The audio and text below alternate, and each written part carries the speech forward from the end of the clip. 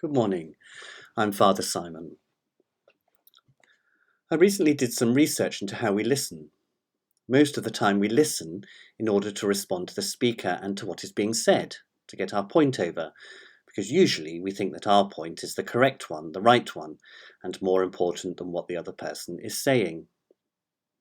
This is why so many of us find silence in a conversation difficult to bear. While someone is talking to us, our attention is mostly on what we are wanting to say in response. It's mostly on how we're going to get our point across rather than on understanding what the speaker is saying. We rarely listen in order to understand. I find myself more and more considering this act of listening to understand is in and of itself an act of service, a way of receiving from someone, a way of learning about someone and about ourselves. It's also a way of giving a gift to someone, to the speaker. Scripture is full of examples of wisdom that challenge us to consider how we serve one another, and indeed if we truly manifest the great commandments properly in our lives of love God and love one another as I have loved you, one of the ways in which we will show this love is through serving one another. Some words from the 25th chapter of the Gospel according to St. Matthew. For I was hungry and you gave me food. I was thirsty and you gave me something to drink. I was a stranger and you welcomed me.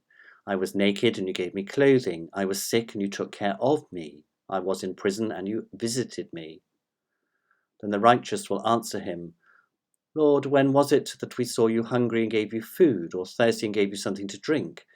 And when was it that we saw you a stranger and welcomed you, or naked and gave you clothing? And when was it that we saw you sick or in prison and visited you?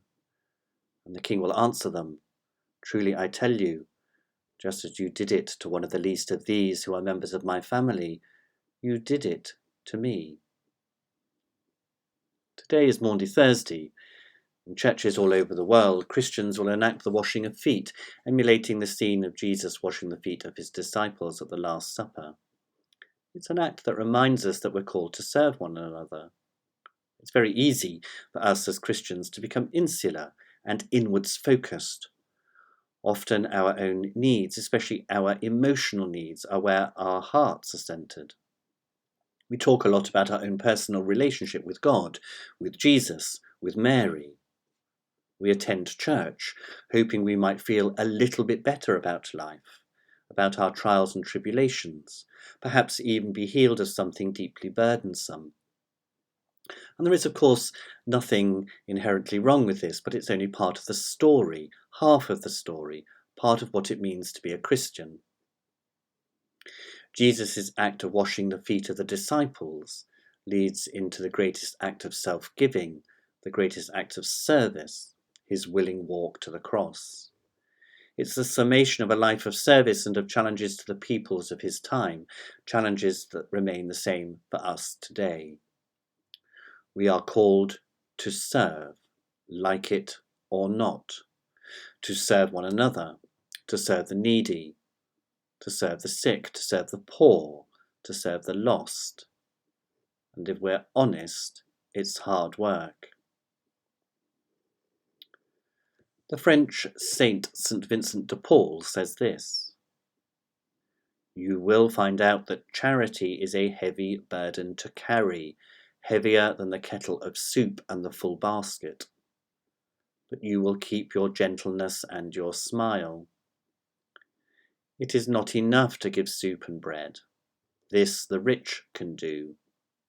You are the servant of the poor, always smiling and good-humoured. They are your masters, terribly sensitive and exacting masters you will see. And the uglier and the dirtier they will be, the more unjust and insulting, the more love you must give them. It is only for your love alone that the poor will forgive you the bread you give to them.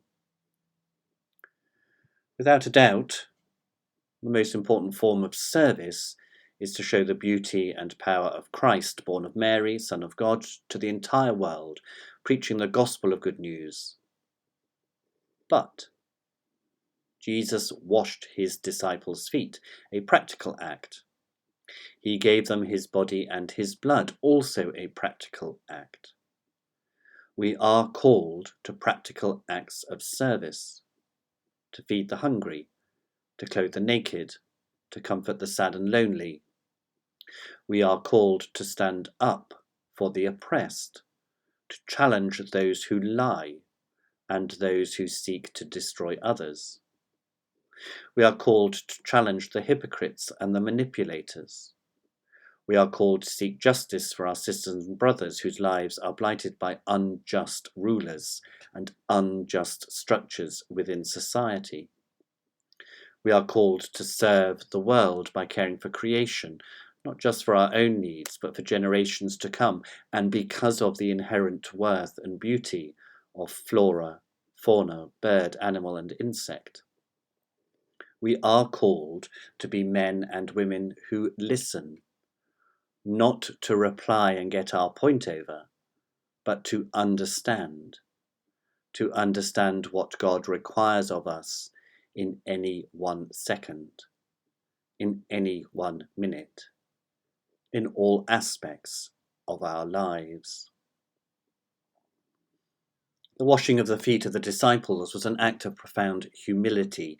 It was humble work. Mother Teresa of Calcutta says this: "Let us touch the dying, the poor, the lonely, and the unwanted, according to the graces we have received, and let us not be ashamed or slow to do the humble work." The washing of the feet was, and is today, a challenge. If we are to clothe ourselves with the mind of Christ, then today we must hear that challenge, the call from Jesus himself to serve, without seeking reward or favour. Anything less is a betrayal of the Christ who knelt down, took fresh water and clean towel, and washed the dirty feet of those he knew as friends.